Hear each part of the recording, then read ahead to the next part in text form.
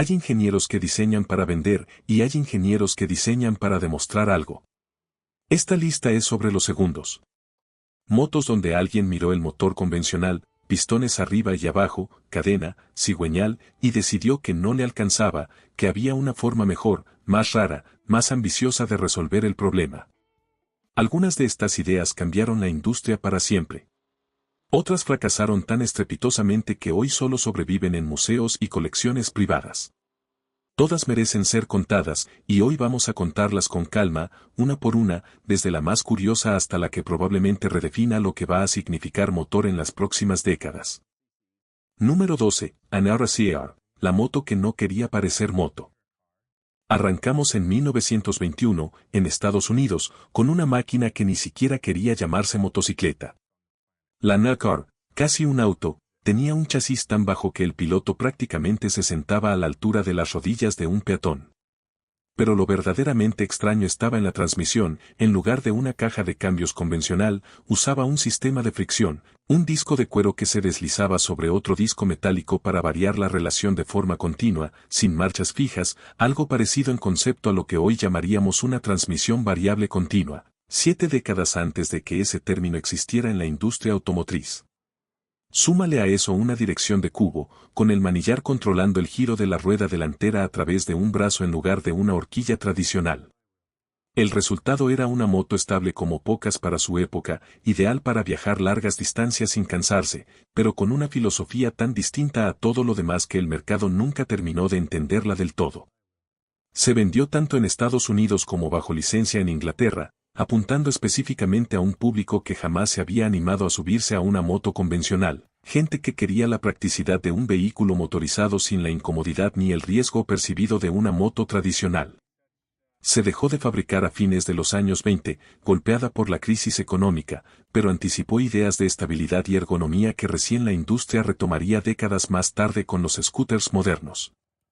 Número 11. Winghoff 4 cilindros, el motor que era el chasis. En 1927, la alemana Winghoff presentó algo que hoy sigue sorprendiendo a los restauradores, un motor de 4 cilindros en línea, refrigerado por aire, cuyo bloque de aluminio fundido no solo generaba potencia sino que además funcionaba como parte estructural del chasis. No había un tubo central atravesando la moto de punta a punta, el propio motor sostenía el peso del resto de la máquina, algo que ni las motos modernas terminan de aplicar con esa radicalidad. Aunque el concepto reaparecería décadas más tarde en motos deportivas japonesas que usan el motor como elemento portante parcial. La transmisión final era por cardán, no por cadena, algo prácticamente inaudito para una moto de calle en esa década, y que eliminaba buena parte del mantenimiento habitual de una transmisión por cadena expuesta al barro y al agua. El conjunto era silencioso, elegante y mecánicamente adelantado, pero también carísimo de producir, con tolerancias de fundición que exigían un nivel de precisión industrial poco común para un fabricante de ese tamaño. La compañía no logró sostener el proyecto en medio de la crisis económica de fines de los años 20, y hoy sobreviven apenas un puñado de unidades, tratadas casi como esculturas de ingeniería más que como vehículos utilitarios. Número 10. Rock and Trail Breaker, la moto con tracción en las dos ruedas. De toda esta lista, la Rocon es probablemente la más rara desde un punto de vista puramente mecánico, no por el motor en sí, sino por cómo entrega su potencia. Desde los años 60, esta moto estadounidense envía tracción tanto a la rueda trasera como a la delantera, algo prácticamente inexistente en el mundo de las dos ruedas. Un eje cardán recorre todo el interior del chasis y llega hasta la rueda delantera, convirtiendo a la Rocon en una especie de todoterreno de doble tracción con forma de motocicleta. El resultado es una máquina capaz de treparse literalmente por pendientes que ninguna otra moto convencional podría subir, cruzar ríos, atravesar nieve profunda o barro que dejaría enterrada a cualquier rival. Sus ruedas, además, son huecas y estancas, funcionando como flotadores improvisados en el agua. Nunca fue una moto pensada para el asfalto ni para el gran público, es una herramienta de trabajo para guardabosques, rescatistas y cazadores en terrenos imposibles, y 70 años después sigue fabricándose casi sin cambios, porque nadie encontró una razón real para reinventar algo que ya resuelve un problema que ninguna otra moto resuelve igual. Número 9. Majestic, Art Deco con ruedas. El francés Georges Roy no quería construir una moto, quería construir una escultura rodante. Así nació, en 1929, la Majestic, una carrocería completa de aluminio que envolvía todo el conjunto mecánico, dejando fuera casi cualquier pieza expuesta. Bajo esa piel curva y Art Deco convivían motores de distintos proveedores según el mercado de destino, pero lo que hacía única a la Majestic era, otra vez, su dirección de cubo, con las ruedas girando sobre un eje fijo en lugar de una horquilla convencional, un sistema que Roy ya había patentado años antes para automóviles. El objetivo era brutalmente simple, eliminar las vibraciones de la horquilla tradicional y ofrecer una estabilidad de conducción que ninguna otra moto de calle ofrecía en ese momento, además de proteger al piloto del viento y del barro de una manera que ninguna otra moto de la época intentaba siquiera. El problema fue, otra vez, el costo y la complejidad de fabricación en plena Gran Depresión, sumado a un público motociclista que en 1930 todavía asociaba el atractivo de una moto con ver el motor a la vista, no con esconderlo bajo una carrocería. La producción se detuvo a mediados de los años 30, dejando la Majestic como una de esas ideas que estuvo más cerca del futuro que de su propia época. Número 8. Gilera Rondine, el motor que rompió el récord de velocidad antes de la guerra. La italiana Gilera compró en 1936 los derechos de un motor experimental de 4 cilindros en línea, refrigerado por agua y con doble árbol de levas, desarrollado originalmente por otro fabricante que no pudo llevarlo a producción por falta de fondos.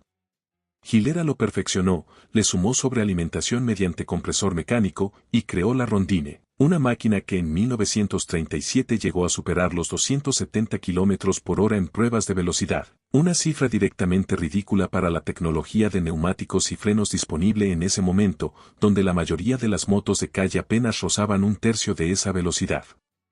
Ese motor, refrigerado por líquido, con 4 cilindros y doble árbol de levas, sentaría las bases técnicas que Gilera seguiría explotando en el motociclismo de competición durante las 2 décadas siguientes, incluyendo varios títulos mundiales en la posguerra. La Segunda Guerra Mundial frenó el desarrollo comercial, pero el ADN de ese motor sobrevivió mucho más allá de la máquina original, demostrando algo que se repite a lo largo de toda esta lista. Una buena idea de ingeniería rara vez muere del todo, aunque el proyecto que la vio nacer sí lo haga. Lo interesante es que la Rondine llegó justo antes de que la guerra frenara el desarrollo de casi toda la industria motociclística europea durante casi una década. De haber llegado 5 años antes, probablemente hubiera dominado competencias internacionales durante un tramo mucho más largo. De haber llegado 5 años después, quizás nunca hubiera conseguido el capital necesario para desarrollarse en un continente que ya estaba mirando hacia otro lado. Fue, en ese sentido, una máquina que llegó justo a tiempo para dejar huella, y justo a destiempo para disfrutar plenamente de esa huella. Número 7. Waldorf Flying Banana, el boxer británico que se adelantó 30 años. Presentada en 1946 en el Salón de Londres, la Gule tenía un motor plano de 4 cilindros horizontales opuestos, refrigerado por aire, con una configuración de válvulas tan particular que muchos mecánicos de la época directamente no supieron cómo abordarla en un primer contacto. Su color amarillo brillante y su forma alargada le valieron el apodo de la banana voladora, un sobrenombre que terminó siendo más recordado que la propia marca. Pero lo más adelantado no era el motor, era la suspensión trasera, un sistema de monoamortiguador central, el mismo concepto que recién se volvería estándar en el motociclismo de competición 40 años después, cuando fabricantes japoneses lo popularizaron bajo distintos nombres comerciales. Gule había resuelto en 1946 un problema que la industria entera tardaría décadas en adoptar como solución masiva. La compañía nunca logró estabilidad financiera y la producción en serie jamás llegó a despegar del todo, quedando la Flying Banana como una rareza de coleccionista más que como un capítulo de ventas masivas. Número 6. Kellinger Andy Freund, el motor escondido en la rueda delantera.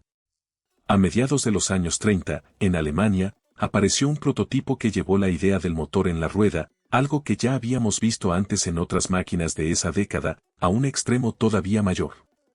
La Killing Freund escondía un pequeño motor de 2 tiempos completamente dentro del cubo de la rueda delantera, sin ningún tubo de escape visible, sin cadena, sin nada que delatara de dónde salía la potencia. Vista de lejos, parecía una moto sin motor. Toda la carrocería estaba diseñada con una obsesión aerodinámica poco habitual para la época, con líneas curvas continuas que buscaban minimizar la resistencia al aire, algo que muy pocos fabricantes se molestaban en considerar en un vehículo de 2 ruedas en ese momento. El proyecto nunca superó la etapa de prototipo a gran escala, y con el estallido de la Segunda Guerra Mundial la iniciativa quedó completamente abandonada. Hoy sobrevive apenas en fotografías de archivo y en un puñado de réplicas construidas por entusiastas, pero sigue siendo citada como uno de los ejercicios de diseño más silenciosamente radicales de su década. Número 5. Munch Mammut, cuando metieron un motor de auto en una moto. El alemán Friedrich Munch tenía una obsesión simple, quería la moto más rápida del mundo, y no le importaba de dónde sacara el motor para lograrlo. En 1966 tomó directamente un bloque de 4 cilindros de un auto NSU, refrigerado por aire, y lo instaló en un chasis de motocicleta reforzado a mano, con una rueda trasera de auto adaptada porque ningún neumático de moto de la época soportaba semejante potencia sin destruirse en segundos. El resultado fue la Mammut, un monstruo de más de 1000 centímetros cúbicos en una época donde la mayoría de las motos de calle no llegaban ni a la mitad de esa cilindrada. Cada Mammut era prácticamente artesanal, construida bajo pedido, carísima, y pensada para clientes que querían literalmente la moto más potente disponible en el mercado, sin importar el precio ni la practicidad diaria. Munch nunca fabricó más que un puñado de unidades por año, pero demostró algo que después repetirían otros constructores en esta misma lista, que no había una regla que dijera que el motor de una moto tenía que nacer para una moto. Entre sus clientes se contaban desde coleccionistas europeos hasta personalidades de otros ámbitos que simplemente querían poseer la máquina más extrema disponible en el mercado en ese momento, sin importar que el mantenimiento de un bloque de auto adaptado a una moto implicara buscar mecánicos con una paciencia poco habitual. Con el paso de los años, distintas versiones de la Mammut fueron incorporando bloques cada vez más grandes, incluyendo variantes con motores de más de 1200 centímetros cúbicos, empujando cada vez más lejos la idea original de Munch de que el límite de potencia de una moto lo ponía la imaginación del constructor, no ningún catálogo de piezas diseñado específicamente para motocicletas. Número 4. Norton Rotario, el motor Wankel que sí funcionó. A diferencia de otros intentos con motor rotativo Wankel que quedaron en el terreno experimental, Norton logró algo que casi nadie más consiguió, hacerlo funcionar de forma confiable en producción real durante años. Durante los años 80, la policía británica adoptó motos Norton con motor rotativo para tareas de patrullaje, apreciando su suavidad y su entrega de potencia lineal, sin las vibraciones típicas de un motor de pistones alternativos, algo especialmente valorado en turnos de varias horas montados sobre la moto. Pero el verdadero golpe de autoridad llegó en 1992, cuando una Norton con motor rotativo ganó la categoría Supercopa en la legendaria Isla de Man TT, una de las carreras de resistencia y velocidad más exigentes del planeta, disputada sobre caminos públicos cerrados al tráfico. Fue la confirmación pública de que el concepto rotativo, tan castigado por sus problemas de fiabilidad y consumo en otros fabricantes, sí podía competir al más alto nivel cuando se desarrollaba con la paciencia suficiente y el presupuesto de desarrollo adecuado.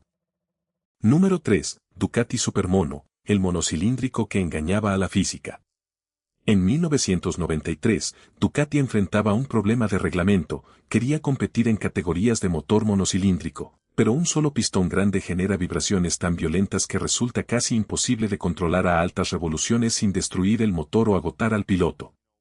La solución que encontraron sus ingenieros fue tan simple como extraña. En lugar de un cigüeñal con un solo pistón, diseñaron un sistema con 2 bielas, una conectada al pistón real y otra, sin ningún pistón real en su extremo, solamente un contrapeso articulado dentro de una cámara vacía, que se movía en sentido opuesto para cancelar las vibraciones.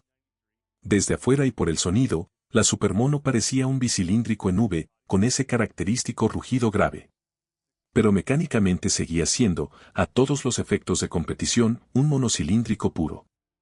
El resultado fue una moto ligerísima, con una entrega de potencia suave y controlable que le permitió dominar el campeonato mundial de monocilíndricos durante varios años consecutivos. Fue una solución tan elegante a un problema tan específico, que hoy se estudia en escuelas de ingeniería mecánica como ejemplo de balanceo de motor resuelto por fuera de los libros de texto convencionales.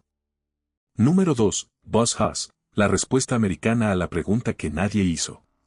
¿Qué pasa si en lugar de diseñar un motor de moto, agarras directamente un V8 de un Chevrolet y lo metes entre 2 ruedas? Esa pregunta, que suena más a chiste de garaje que a proyecto serio, es exactamente el origen de la Boss Haas, Un fabricante estadounidense que desde los años 90 construye motocicletas propulsadas por motores V8 automotrices completos, de más de 350 caballos de fuerza en sus versiones más extremas, con caja de cambios automática incluida tomada directamente del mundo del automóvil. No hay sutileza en el concepto, es una moto pensada para la línea recta, para el espectáculo sonoro de un V8 acelerando entre dos ruedas, sin pretensión de agilidad en curva, con un peso que supera holgadamente el de cualquier moto convencional de gran cilindrada. Y sin embargo, dentro de su propio nicho, la Boss Hoss encontró un público fiel que sigue comprándolas hasta el día de hoy, 3 décadas después de su presentación, demostrando que a veces el mercado no busca la solución más elegante, sino la más honesta con lo que promete. Número 1. Britten Mayo de 1000, la moto diseñada como si fuera una computadora. Ian Britten no tenía una fábrica. Tenía un taller en Nueva Zelanda y la convicción de que las grandes marcas estaban construyendo motos de competición de forma equivocada.